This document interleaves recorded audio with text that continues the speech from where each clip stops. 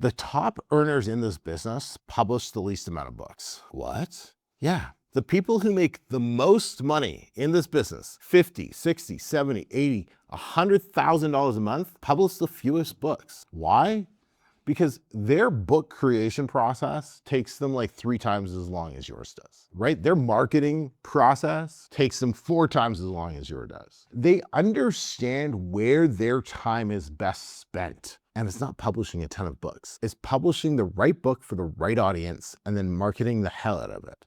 That's it. If you do that, you get an insane ROI. So when you're thinking, hey, I should publish, how many books a month should I publish? Like, we ask ourselves, how many books a year should we be publishing?